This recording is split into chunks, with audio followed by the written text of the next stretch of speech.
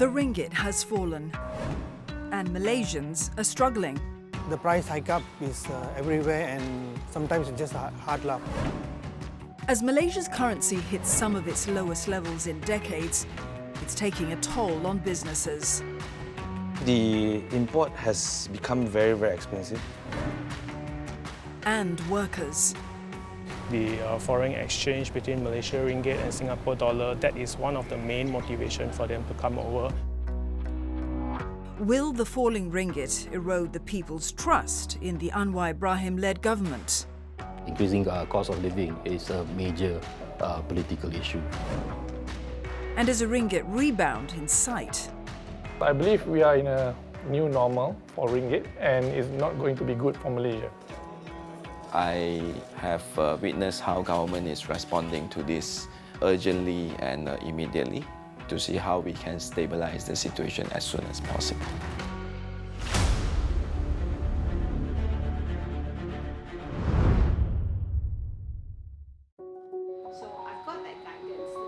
Working remotely from home has become the norm for 54-year-old communications practitioner Eliza Abdul Rahim.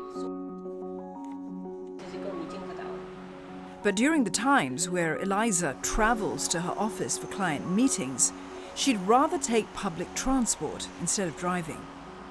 It saves a lot on car maintenance, it saves a lot on petrol consumption, because like a tank of petrol for my car is around 56, 60 ringgit each go. Although Eliza belongs to the middle 40% of income earners in Malaysia, otherwise known as M40, she's become a lot more cost-conscious these days. One reason? The plummeting value of the ringgit. So you see the prices going up. This has basically impacted decisions for big-ticket items.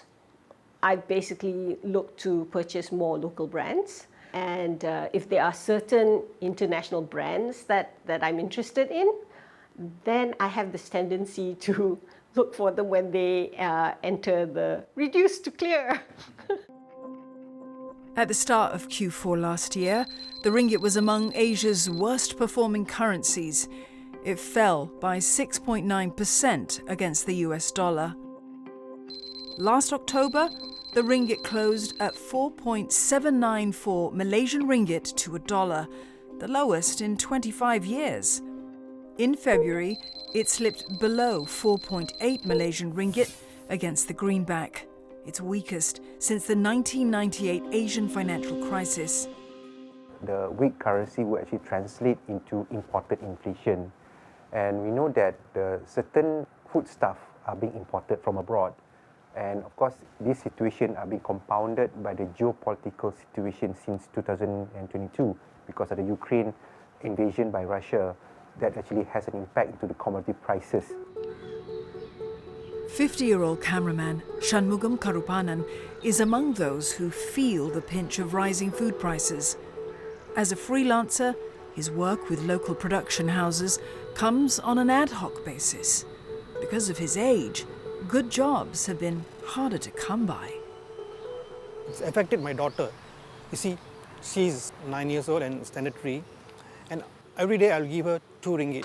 And she didn't tell me anything about the price hike up in the canteen. So she didn't eat for 2-3 days. So finally I got to know that the price 2 ringgit of mihun or whatever nasi lemak has gone to 3 ringgit. So if before once a month I bring my family to eat out in outside, not in the house. Now I have to think twice before I can eat as a family within 100 ringgit. Now it's going to cost me like 150 or even close to 200. To stretch his dollars, like Eliza, Shanmugam too has foregone imported goods. If that thing is 13 ringgit or 14 ringgit, the other local product is 8 to 9 ringgit. Save some lah. When you accumulate everything, you can save it like 50 to 70 ringgit per purchase lah. So why has the ringgit fallen? In some cases, a depreciating currency is a sign of economic weakness. Simply put, when there is a lack of investment or a decline in exports in a country, the demand for its currency will fall. This results in the price or value of the currency depreciating relative to other currencies. However, the Malaysian government has said that the weak ringgit is not a symptom of poor economic performance. Experts agree. I would say overall, at the moment, the overall implication to the overall Malaysian economy because of the depreciating ringgit is not that high.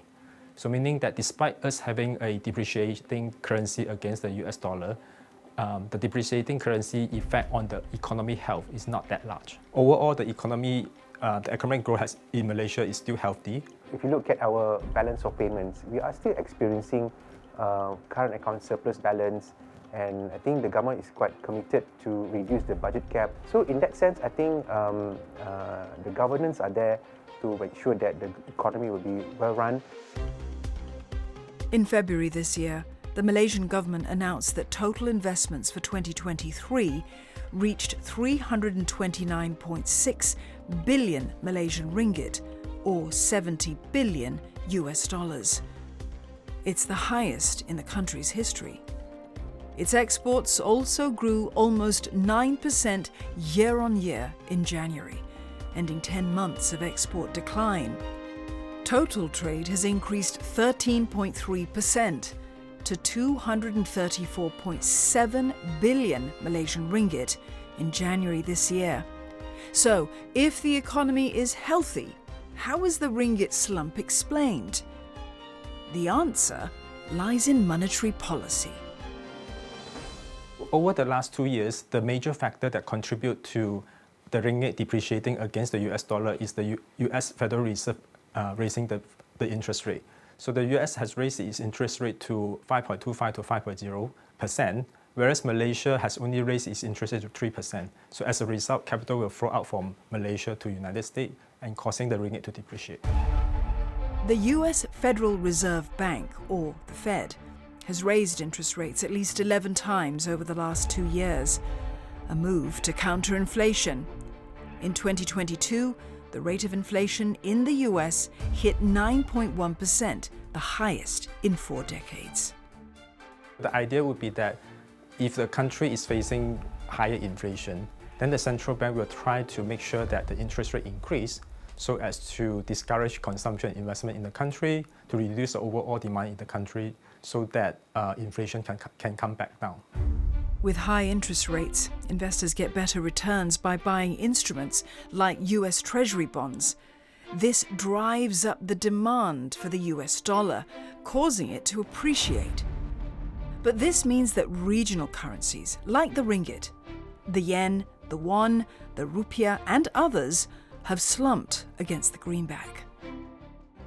Now, other factors will include export performance, the GDP performance, etc. But usually, I would say interest rate is the one that will exert the most significant effect on the exchange rate. Like the United States, Malaysia's central bank also has the policy option to raise interest rates. But it has so far resisted making big hikes. We cannot raise the interest rate too much further, because if we raise the interest rate too much further, it will lower the economic growth in Malaysia. Because when you have higher interest rate, firm and consumer will find it more expensive to borrow, and that can reduce the consumption and investment demand in Malaysia. It also has determined that inflation is manageable without interest rate hikes. The general inflation rate has increased from almost 0.7% in 2019 to 2.5%, lower than the global inflation rate of 6.9%. Malaysia uniquely is cushioned by a lot of control items. So the essential goods are mainly kept at a very affordable rate. At the same time, many items were subsidized. So as reflected in a very low inflation, we experienced even a lower inflation than Singapore in the past 1 year. The latest number that we saw in January, it was 1.5%. The target for this year, based on the recent announcement by the Bank Negara, our inflation should be ranging between 2% to 3.5%. As long as our headline inflation is within that band, I think it should be something that is tolerable. A lower ringgit also impacts trade. Exporter will have to face higher expenditure in terms of buying intermediate input from abroad, and consumer will also face a higher expenditure when they buy imported product. Malaysian clothing manufacturing company D&R Apparel manufactures sportswear and babywear at its factory in China before selling them to the Malaysian market. The bulk of the raw materials is sourced from China. The ringgit has also fallen against the renminbi, from 1 Malaysian ringgit to 1.6 renminbi in end 2022 to 1 Malaysian ringgit to 1.49 renminbi in February this year. That's been a challenge for the clothing company. Sometimes when our customers want to place a special kind of color, a special kind of thickness of fabric, and all sizes of fabric, all have to be imported in China, from China. Or I source in China and then I make it there. And then I make it a finished good and then I ship it in. We are importing the same goods value, but just 10% more expensive. That would eat up into our margin. And when we always try to pass on the cost to the consumer, they wouldn't accept. So it's it's making a lot of small, medium and SME in Malaysia quite tough. Chua estimates that the depreciation of the ringgit amounted to 1 million ringgit or $210,000 extra in production costs. Costs that he has had to bear. Malaysia, especially in the garment sector, Malaysia is a very free and open country. They welcome international brands, for example, Uniqlo, Zara, HLA. And when all the big brands come to Malaysia, they sell at a very, very cheap price also. And their quality is top-notch. So the local players in Malaysia, they are competing with these kind of brands. As a supplier for them, we cannot jack up the price. While the government is optimistic about the economy, for the time being, the ringgit remains depressed. Chua worries it could dip lower. I would say now it's already the borderline. If it goes down more, I'm afraid that we would incur loss. Yeah. It's already the break-even point, the borderline currently. And for some, the falling ringgit has led them to seek greener pastures elsewhere.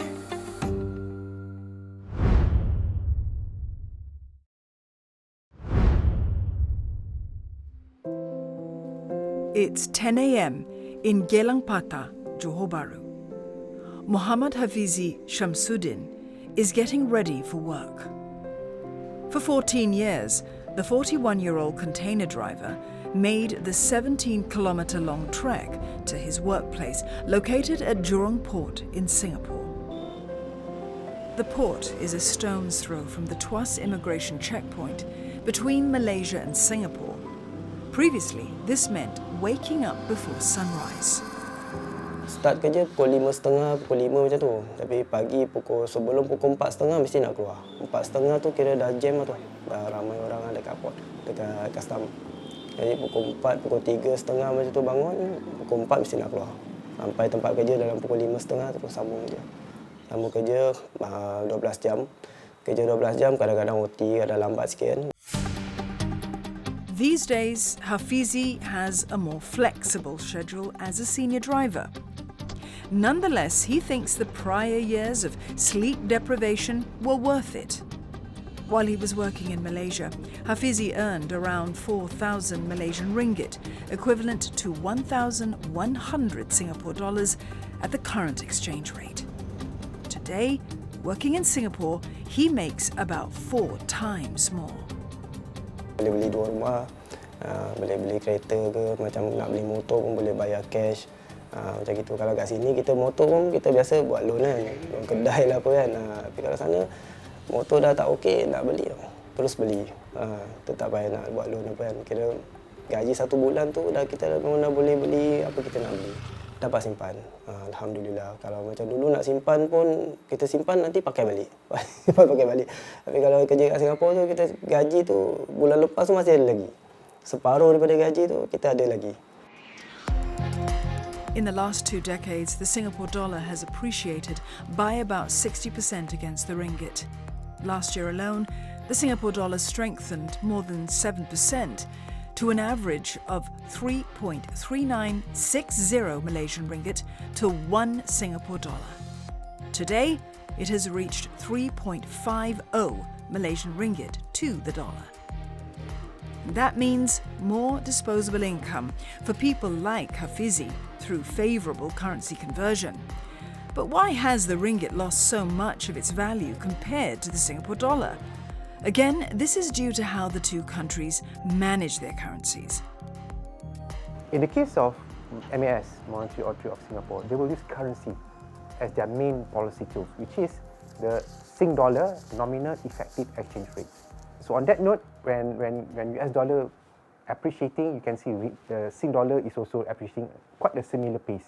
So I think the difference in policy instrument also matters.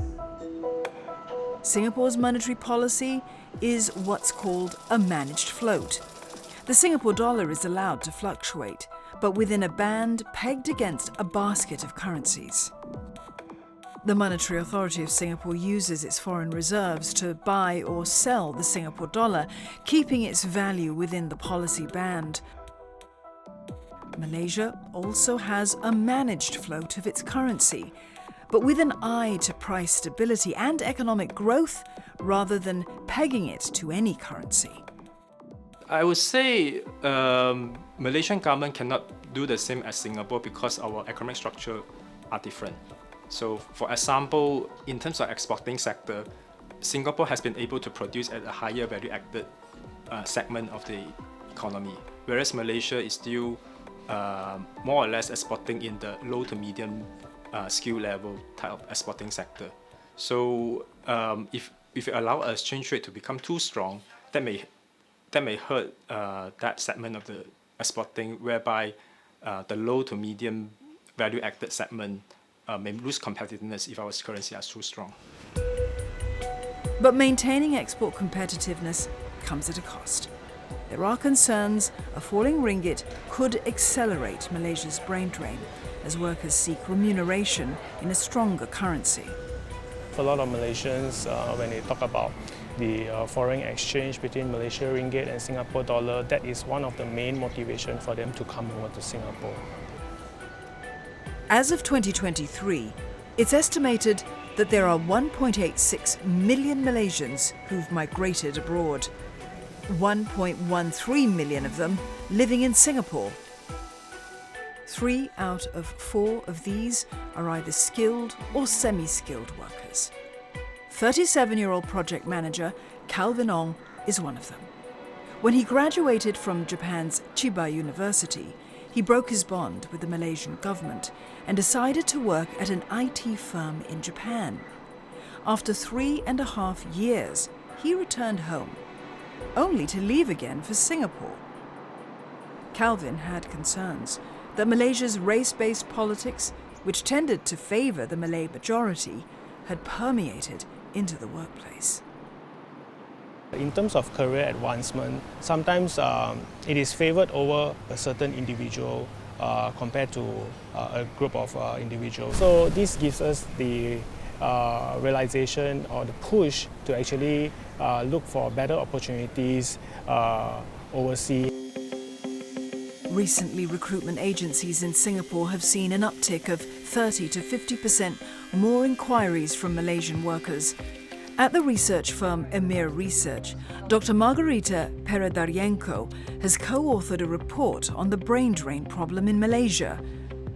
However, according to recent data, the push factor of race-based politics cannot fully explain the outflow of migrants.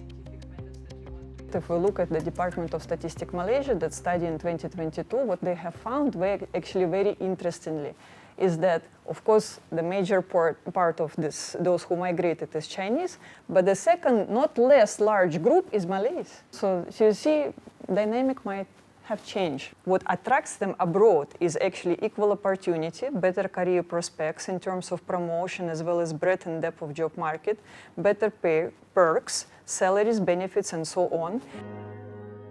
56-year-old commodities writer Bharani Krishnan left Malaysia for the United States with his family 18 years ago.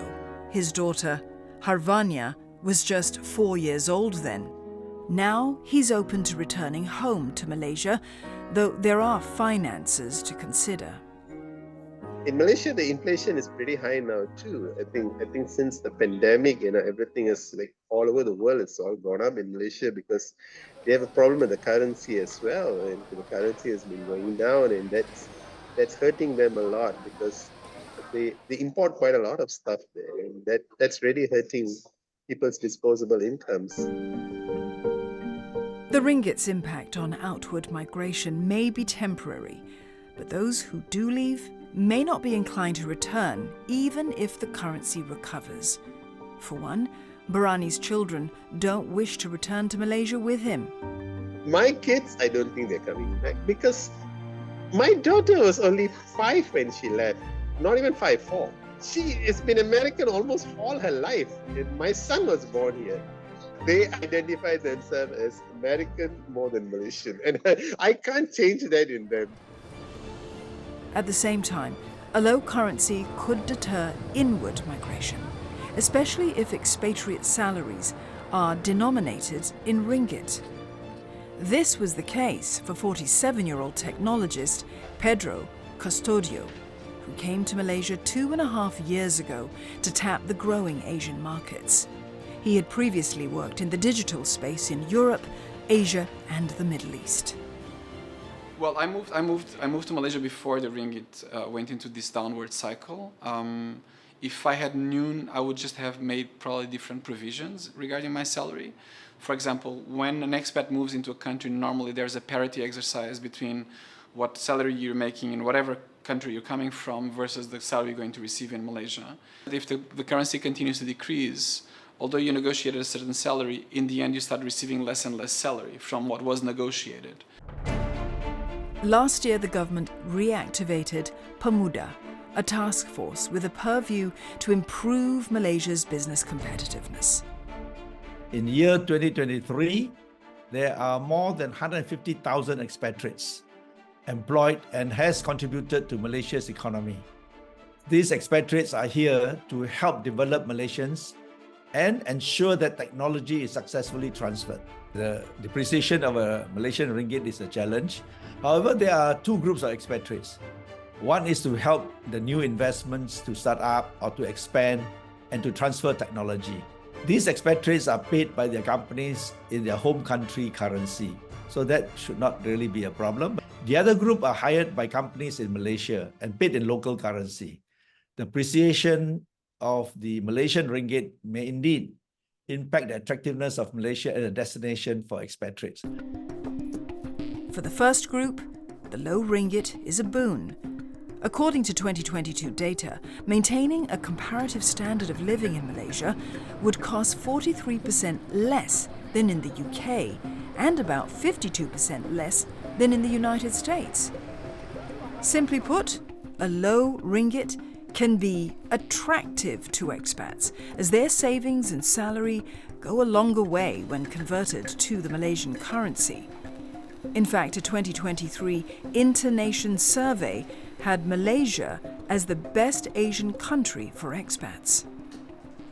I think there's a lot of other soft factors, like the fact that you can have a better house, better living conditions. There's a lot of greenery. You can easily move around. There's great infrastructure, both health care in Malaysia. So those are kind of the items that I try to use to offset the depreciation of the ringgit. In year 2023, there are more than 150,000 expatriates employed and has contributed to Malaysia's economy. These expatriates are here to help develop Malaysians and ensure that technology is successfully transferred. They also contribute to the economy through consumer spending, contributing to income and corporate taxes and other levies. Despite all that, Hafizi has no plans to quit his job in Singapore, especially with the ringgit remaining soft. Tengok macam gini pun sedih kawan-kawan kan. Kawan-kawan semua masih kerja kat sini. Jadi tengok diorang punya gaji pun sama-sama buat trailer dulu kan, ada group kan. Tengok satu bulan pun macam gitu juga. Gaji tak naik, barang naik. Jadi diorang tak boleh cover lah, susah. But does the weaker ringgit always mean bad news for the Malaysian economy? Could a depreciating currency work in Malaysia's favour?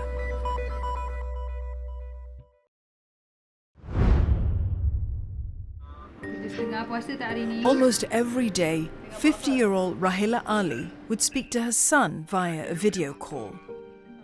Dia belanja ada lagi?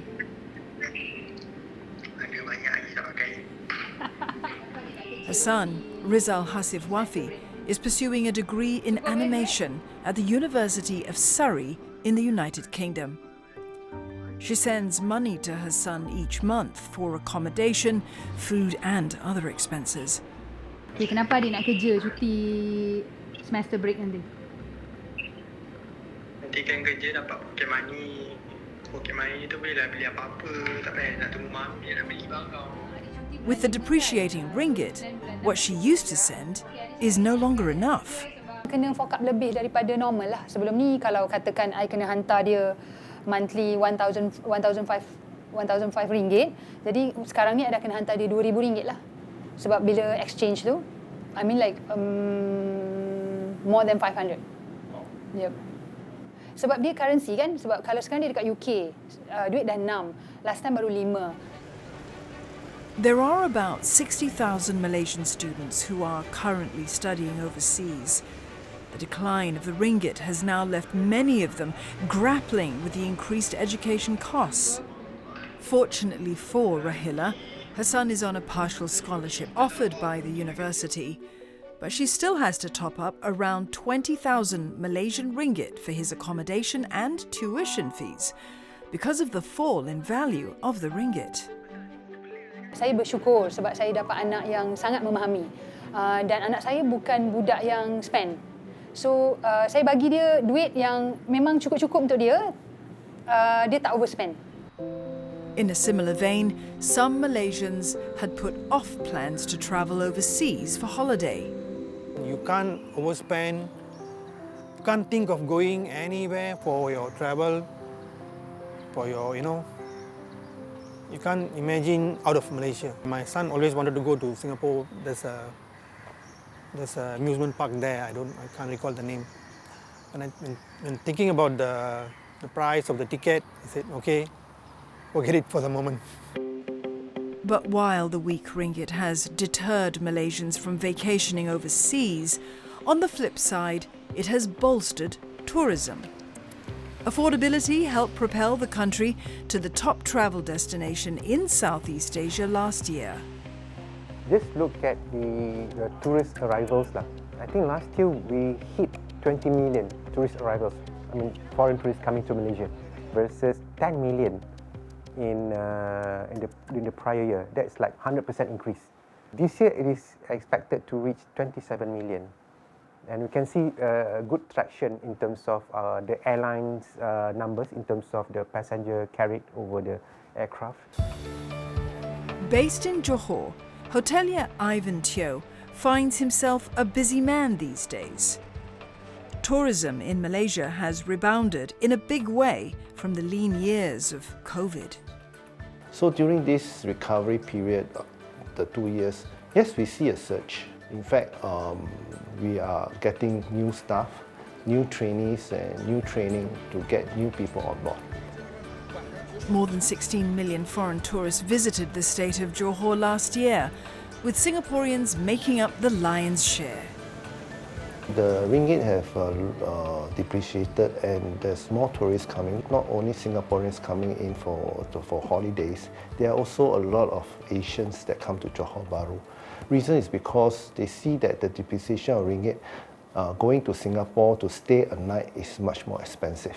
As such, they will rather stay in the borders like Johor Bahru, and then they will travel to Singapore for a day trip and then come back to Malaysia again. No doubt the hotel occupancy look that we are reaching 80-90%. So during the first 6 months, hotels are struggling to get staff, and to cope with the influx of tourists. So during that time, yes, it's a bit chaotic. While the low ringgit attracts visitors, on the flip side, it has brought challenges when it comes to staff recruitment. We also have issues like most our local staff going to Singapore to work. So it's not everything rosy. We also have our challenges when the ringgit depreciated. So like we have to pay more to get staff to work with us. Else they rather go to Singapore to work, especially in the same industry. The currency depreciated. Definitely we are worried about the impact on the imported inflation. But that also gives some advantage towards our exporters in terms of their competitiveness. And that also helps our tourism sector because foreign tourists would be attracted to come here and invest or to spend their money because our currency is cheap. With the ringgit low, Malaysian products have become cheaper on the international markets. In January, the country saw a rebound in export numbers after 10 months of negative performance. Irina Abdul Rashid heads a spice export business. Her company imports raw produce such as turmeric, coriander, onion, chili and cinnamon from India and Vietnam. These are prepared, processed and packaged, then sold to overseas markets in Asia and the Middle East.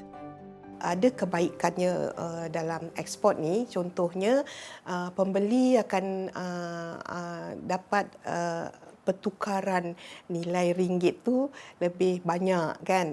Jadi dia dapat membeli barangan tu lebih murah dengan volume yang lebih besar. Itu kelebihan ekspor lah. But since the company relies on raw materials from abroad, she must deal with the higher costs of these imports. Jadi saya rasa nilai ringgit yang lemah tak boleh dibiarkan terlalu lama lah, sebab ini efek kepada juga keyakinan pelabur contohnya kan. Itu tak berapa bagus pandangan daripada negara luar terhadap Malaysia dengan kejatuhan ringgit ni. To be very honest, mana ada orang yang suka kan bila duit kita jatuh sebab kita kena berbelanja lebih. Tapi itu satu benda yang kita kena lalui dan kita kena hadapi. Sebab tak selamanya, ekonomi dunia kan, benda ni berpusing. Ada masa kita stable, ada masa jatuh. So, kita kena, for me, apa pun yang berlaku, untuk kita yang perlu berbelanja ni, kita kena berbelanja dengan berhemah. Last time got pegged the ringgit before. I think they should do something like that, at least. Why? Peg the ringgit to a point. Don't let it fall further. To arrest the decline, the central bank, known as Bank Negara Malaysia, has called on government-linked companies, or GLCs, and government-linked investment companies, GLICs, to repatriate their foreign earnings. So they continue to encourage all these multinationals or enterprises with a large foreign holding to convert their money back to ringgit sooner. Of course, when you have more demand for ringgit by theory should appreciate against the US dollar. So far, the move appears to be bearing fruit. According to Bank Negara, since February the 26th, the ringgit was the only regional currency that strengthened against the greenback. But why has the Malaysian government resisted more drastic moves like pegging the currency? And will the persistent fall of the ringgit rattle the Pakatan Harapan-led government of Anwar Ibrahim?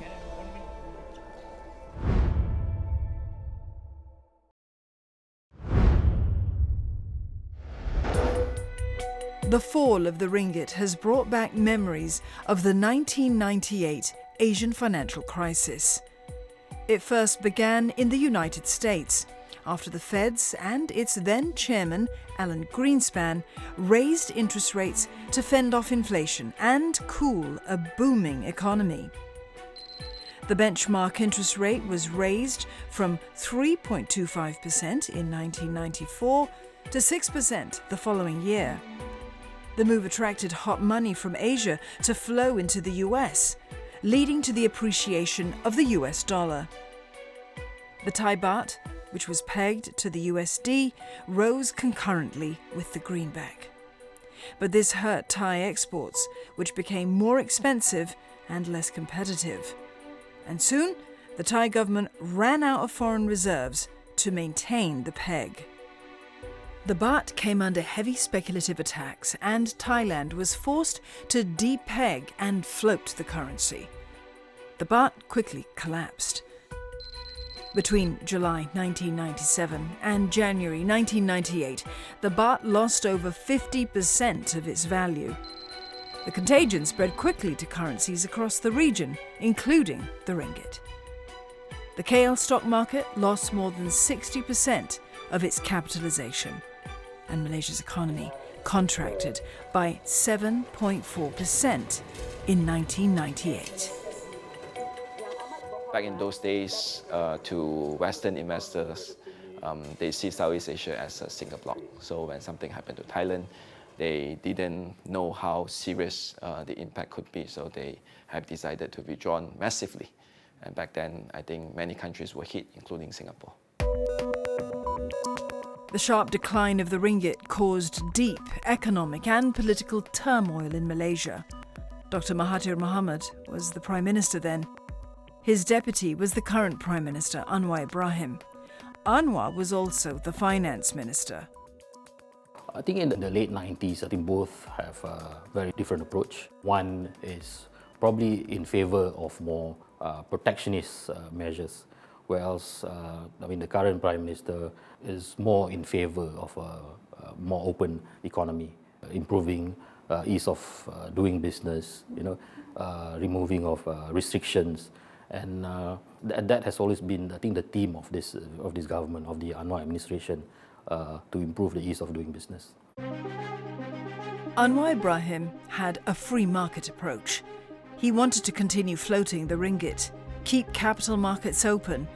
This put him at loggerheads with Dr. Mahathir. The Premier felt that such liberal monetary policies would bankrupt many companies, causing massive unemployment and choke off economic growth.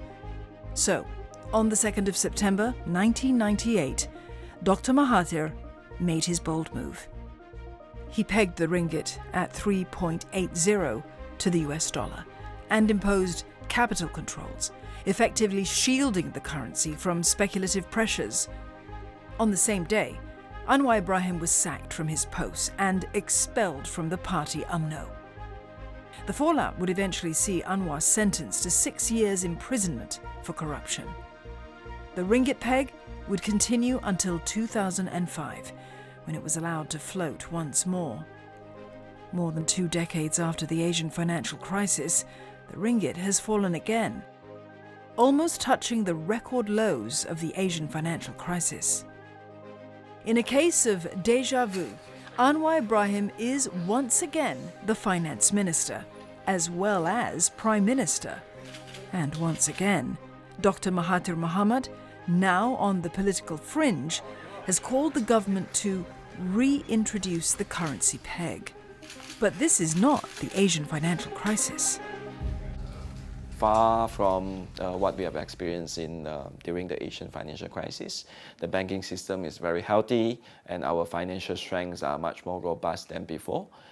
I think the reform in the past 20 years by Bank Negara has made us a very resilient system.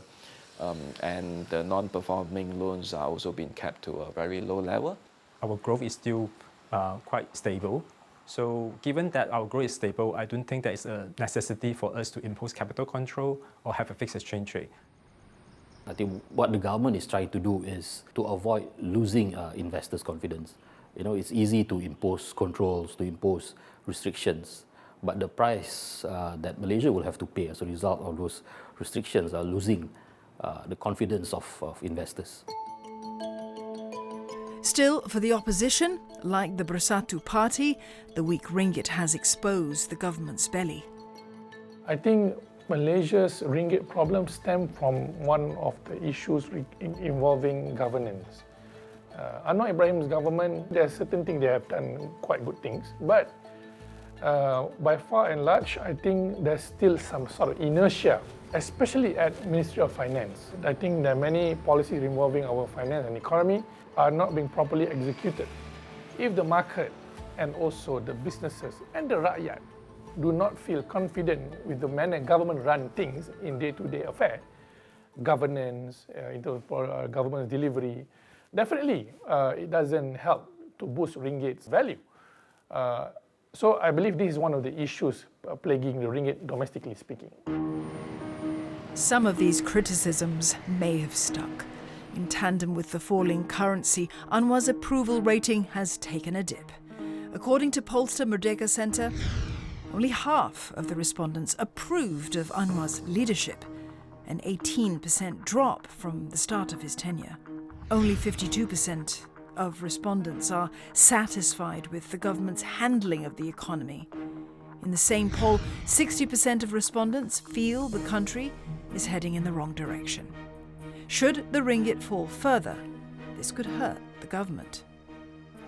If we hit 5 ringgit per $1, I think the government will definitely be in a big trouble. They will lose a lot of confidence from the rakyat. Because of our dependency on external product for our local consumption, when ringgit falls, definitely it affects the price of importing goods. And the lay people are the ones currently facing the biggest issues of ringgit. Well, depreciation of currency alone is not a major political issue. If this depreciation continues and it results in increased cost of living, and the people have no way to mitigate that increased cost of living, as in salary remains low or the challenges in getting jobs, then yes, it will turn into a political issue.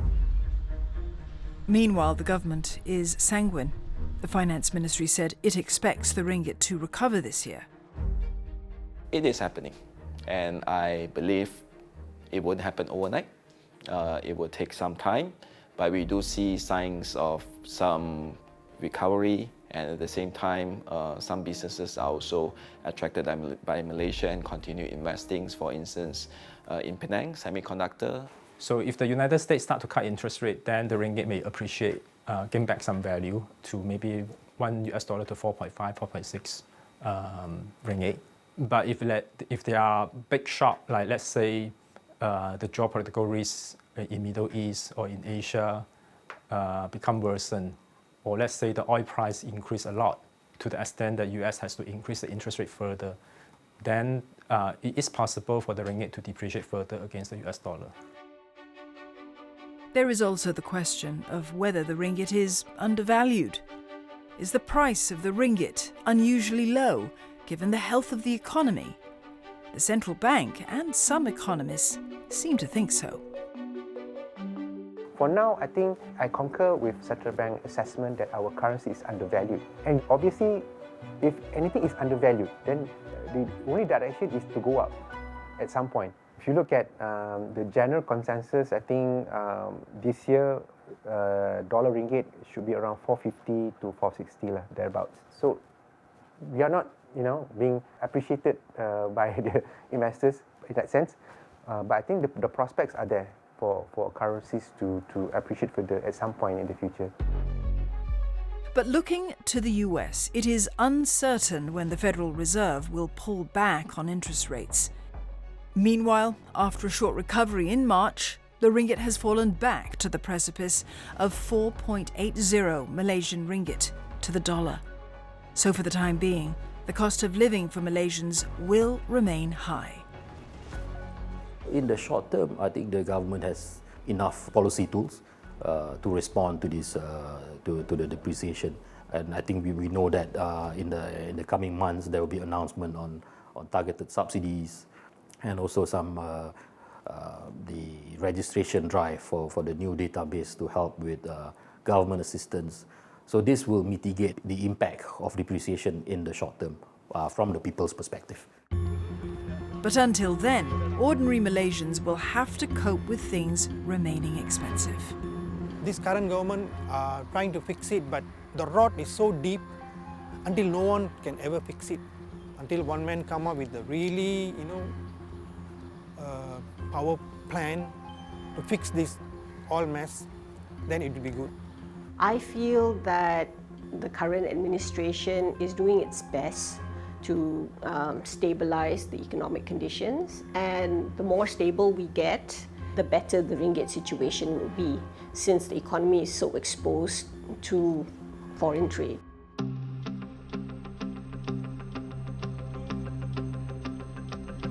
But perhaps what the ringgit saga has exposed are the inherent weaknesses in the Malaysian economy, offering the government a chance to address broader structural reforms. The ringgit has been on a declining trend since 2014, and so we do really need to look at the structural issue like we losing competitiveness in our exporting market. We need to work harder to gain efficiency, to be more competitive, and all those will help the ringgit to become stronger in the medium to long term. There is another thing, which is lack of high-quality investments, which is also basically at the core of this salaries problem, right, and brain drain issue as well. And that boils down again back to the governance and the structure of the economy. So we have to again look at how can we rejuvenate our competitiveness, to also have a good labor policy so that we don't become too dependent on low-cost labor, and to also transform our economy to become a more high-income and high-growth